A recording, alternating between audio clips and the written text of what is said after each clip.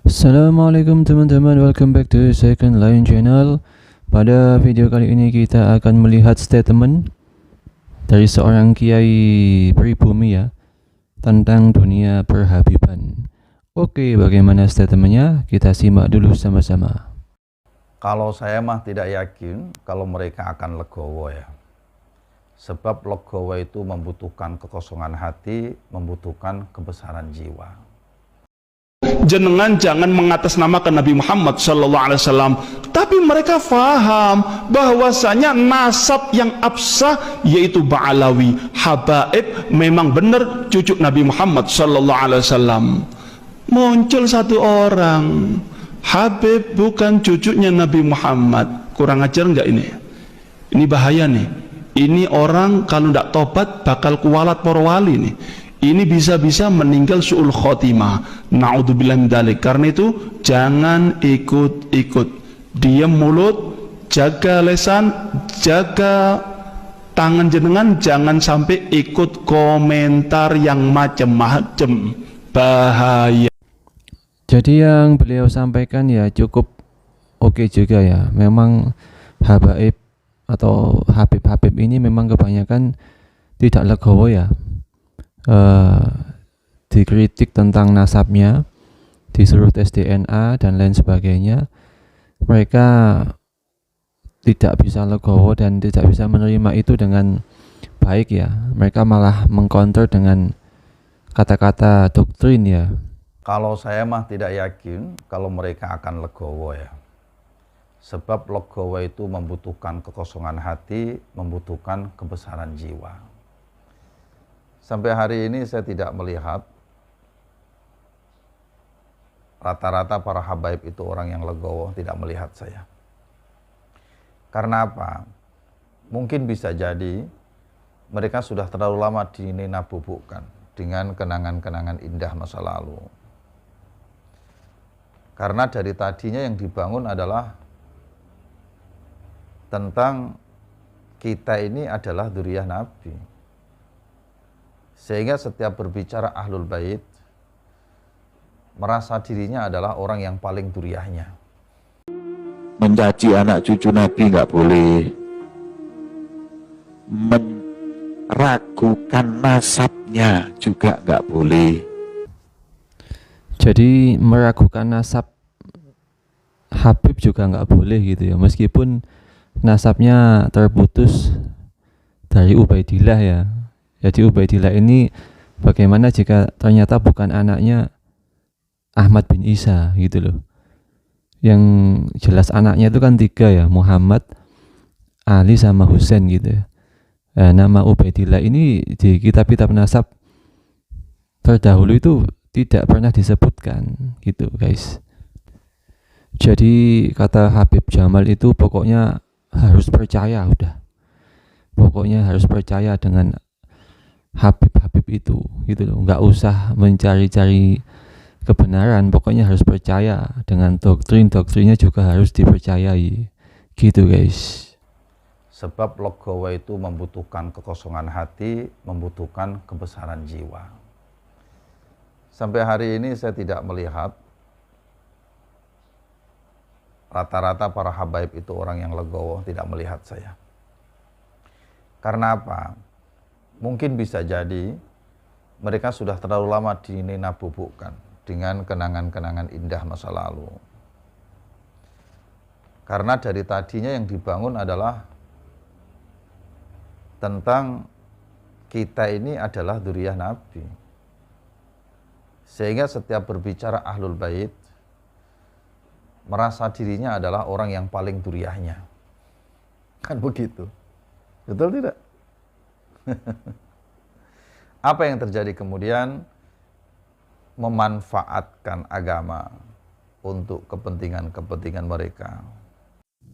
Jadi dengan adanya kespesialan nasab ya dari para habib ini yang mengklaim dirinya adalah anak cucu Nabi ya, kemudian otomatis muhibinnya memuja-muja, pengikutnya semakin banyak, muhibinnya semakin banyak, dan itu dimanfaatkan untuk kepentingan pribadi ya. untuk bisnis, untuk jual ini dan itu, untuk menghasilkan uang dengan lebih banyak lagi. Karena saat seseorang mampu mengumpulkan pengikut dengan banyak ya, apalagi disertai dengan doktrin kemuliaan anak cucu Nabi, otomatis untuk menjual sesuatu, untuk melakukan bisnis apapun dengan para pengikutnya itu sangat mudah sekali. Apalagi Habib-Habib ini selalu mencatut nama Nabi di belakangnya untuk menakut-nakuti, untuk kemudian menjanjikan syafaat, untuk menjanjikan kemuliaan di dunia ataupun di akhirat. Itu kan doktrin mereka gitu. Juta, kemudian cincin beliau diawali dengan nilaian 10 juta, siwak yang beliau pakai diawali dengan nilai 1 juta. Jadi kalau doktrin udah masuk ke kepala muhibinya atau pengikut-pengikutnya, maka saatnya Habib-Habib ini menjalankan bisnisnya dengan menjual misalkan sorban yang dengan harga 10 juta. Padahal sorban di toko ya paling harganya berapa ya? Ratusan ribu lah. Ini bisa dijual 10 juta. Untung berapa kali lipat itu ya. Kemudian bisa menjual minuman doa. Bisa menjual siwak dengan harga 1 juta. Bisa menjual cincin dengan harga 10 juta dan bisnis-bisnis lainnya termasuk infak yang sudah berjalan gitu ya. Infak yang rutin untuk dijalankan itu juga termasuk bisnis yang sangat-sangat menguntungkan dari para Habib ini. Hati membutuhkan kebesaran jiwa. Sampai hari ini saya tidak melihat rata-rata para habaib itu orang yang legowo, tidak melihat saya. Karena apa? Mungkin bisa jadi mereka sudah terlalu lama dinabubukkan dengan kenangan-kenangan indah masa lalu. Karena dari tadinya yang dibangun adalah tentang kita ini adalah dzurriyyah Nabi. Sehingga setiap berbicara Ahlul Bait merasa dirinya adalah orang yang paling dzurriyyahnya. Kan begitu. Betul tidak? Apa yang terjadi kemudian? Memanfaatkan agama untuk kepentingan-kepentingan mereka. Yang saya khawatirkan justru terjadi pencucian otak kepada orang-orang yang kosong model kita begini nih. Dengan menggunakan doktrin-doktrin atau pembelokan hadis yang berkaitan tentang dzurriyyah Nabi Shallallahu Alaihi Wasallam. Tes DNA, anu udah bilang kalau mau tes DNA 2 syaratnya. 1, bisakah ente orang yang ngajak tes DNA ini menggali kuburnya Rasulullah, ambil darah beliau, nanti cocokkan sama kita orang, atau darah Sina Ubaidillah yang kan dikatakan putus, darahnya atau rambutnya kayak atau apa. Ya, sama-sama kita ke laboratorium rumah sakit. Anu udah cek rumah sakit Mangun Cipto Mangunkusumo. Biayanya ana yang bayar. Itu syarat pertama. Syarat kedua, tes DNA dulu. Yang ngajak tes DNA ini tes DNA dulu. Apakah termasuk anak zina apa bukan? Sebagaimana hadis tadi yang dikatakan oleh Rasulullah.